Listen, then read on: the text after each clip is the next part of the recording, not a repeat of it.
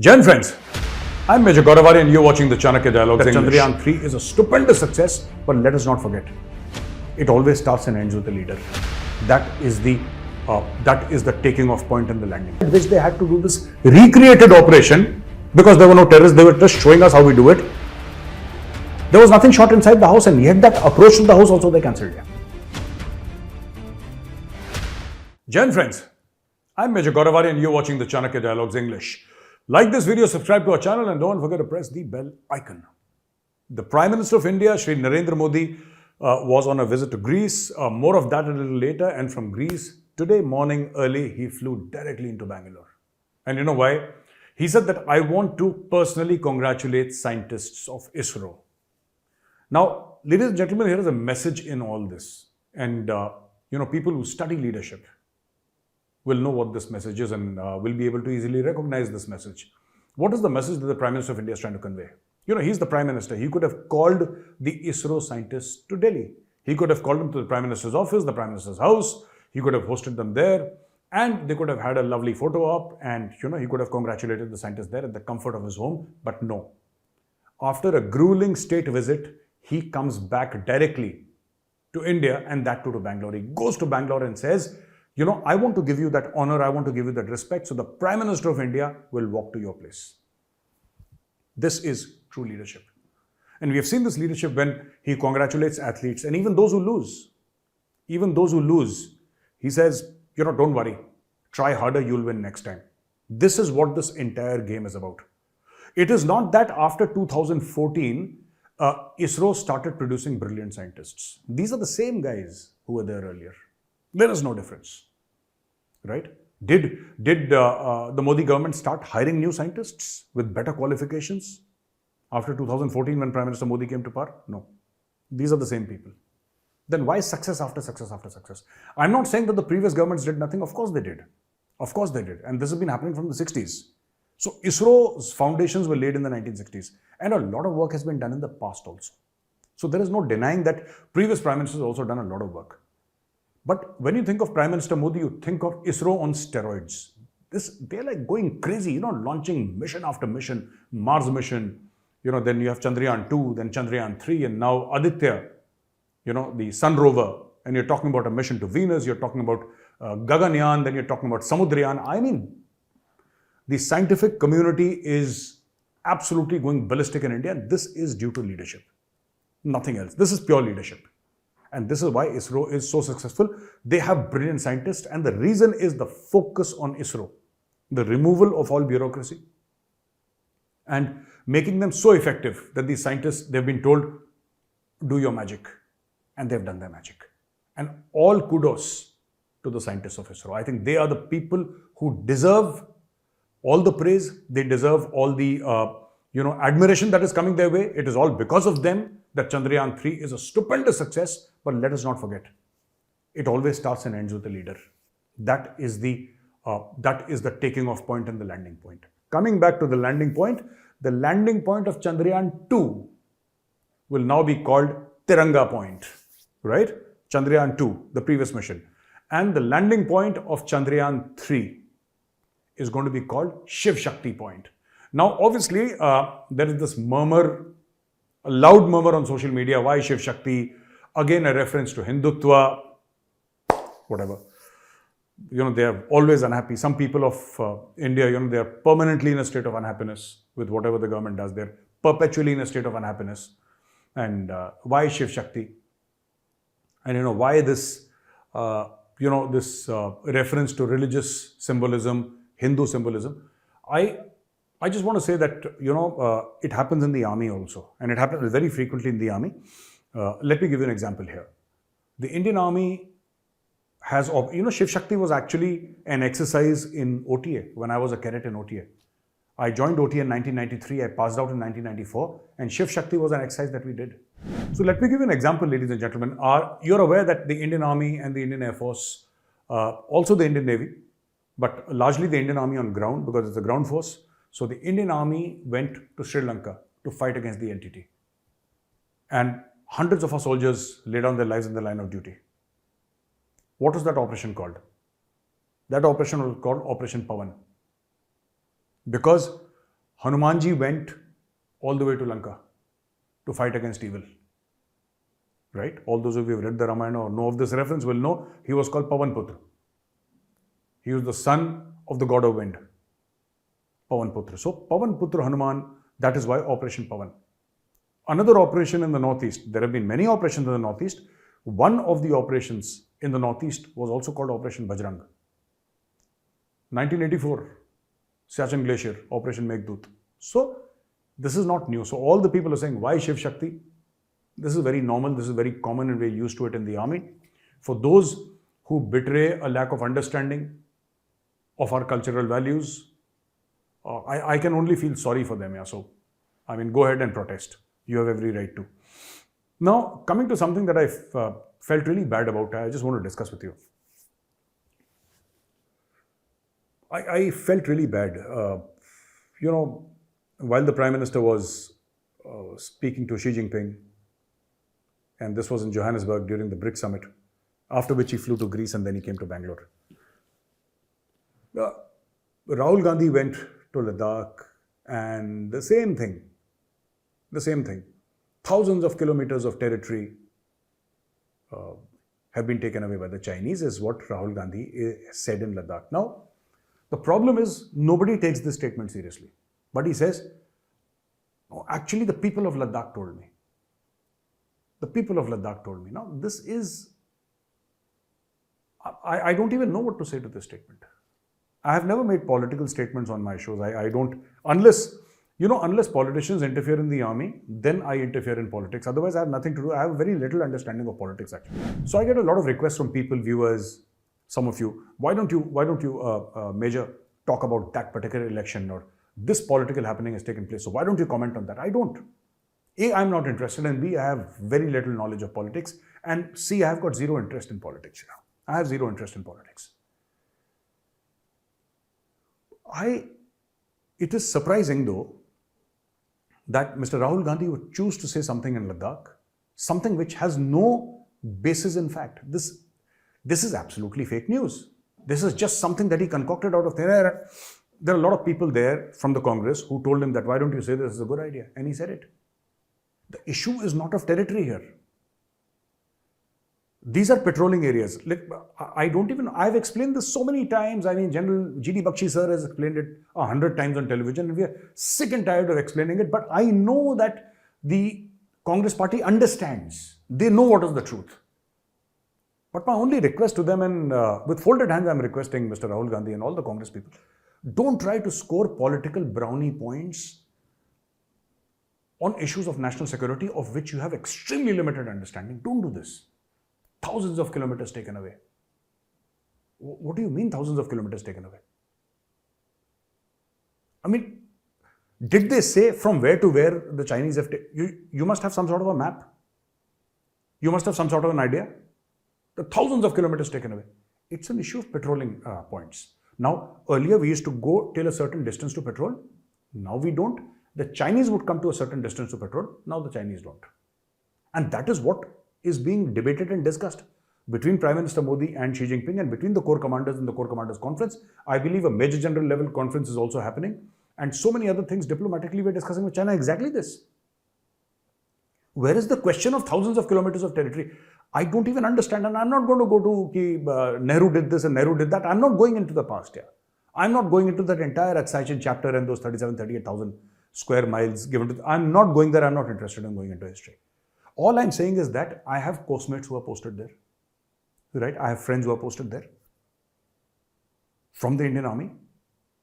They're a professional bunch. They're the best of the best that India has. To say that the Chinese have taken thousands of kilometers while the Indian Army stood on duty is something which is incomprehensible to a person like me, or to most of the Indians. How can it happen?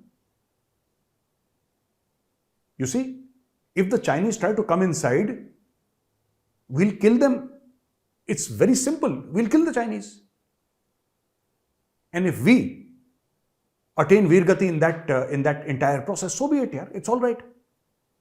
It's all right. Our aim is not to attain Veergati. Our aim is to kill the Chinese soldier.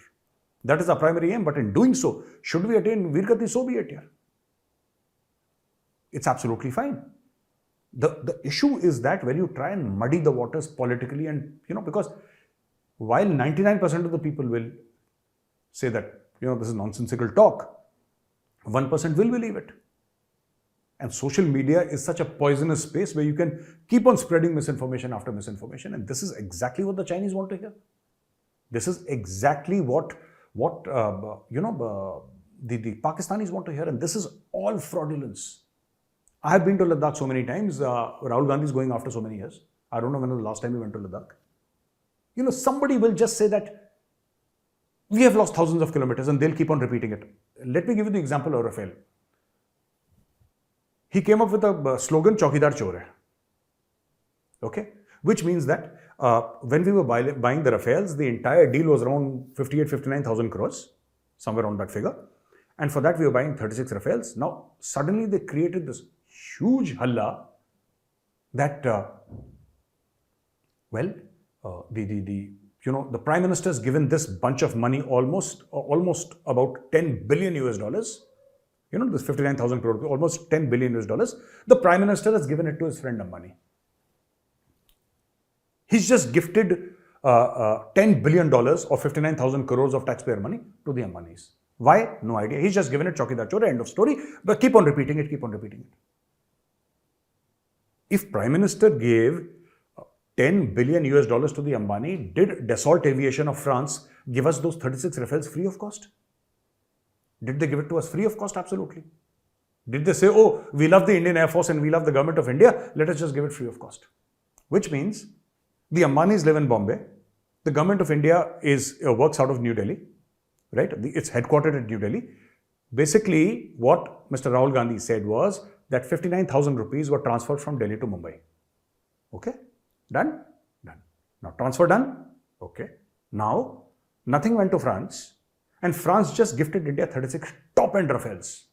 One of the finest fighter planes in the world, which is gifted because obviously we like the Indian Air Force and we like India. So we'll just give it free of cost. And they kept on repeating it, kept on repeating it, kept on repeating it, kept on repeating it, hoping that it will stick before the elections. Just hoping that it will stick. It did not stick. But they hoped like hell that it would. Then that sealed packet, then they said, oh, make it public. The government said, we can't make it public. Yeah? These are issues of national security.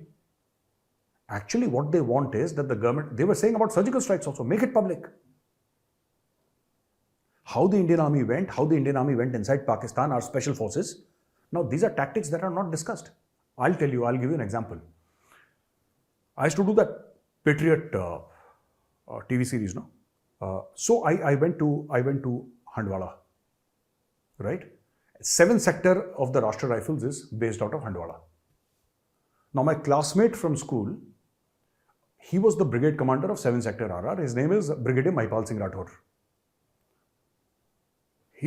Though he joined the army 6 months before I did, but he's my classmate from BSF Tekanpur. So we were together. And our fathers were colleagues. Mahipal Singh Rathore's father and my father, they were colleagues. They used to work together in the BSF Academy Tekanpur. We studied in BSF Academy school. So I went there. I said, Acha, Mahipal, you're there. He said, Aja, wahan pe. And we were shooting there. While we were shooting there, we shot a sequence inside a house. And this was just a recreation, okay? This is not the real stuff. Recreation. And there was a team of Para-SF. There was a team of Para-SF there, and they said, we'll show you this. Though they masked up and all, because Para-SF, you can't see their faces. You're not allowed to see their faces. They masked up and everything. And then they went inside, and we shot the entire sequence. We shot the entire sequence of Para-SF. Beautiful, this, firing this, that, going inside the house, using drones, using computers and their laptops and all that. These guys have all the high-tech equipment, the Para-SF guys. And I was also there with the Para-SF team. With the AK-47 in my hand and a bulletproof jacket and wearing a helmet, and they have all these fancy, night vision devices and all, like all these guys. So they were going inside and we shot everything, okay. And shooting happened, and suddenly we get a message, delete everything. And in their presence, we deleted this entire thing. Just imagine. And this was make-believe. I mean, they were just recreating a scene. They were recreating a scene for Patriot.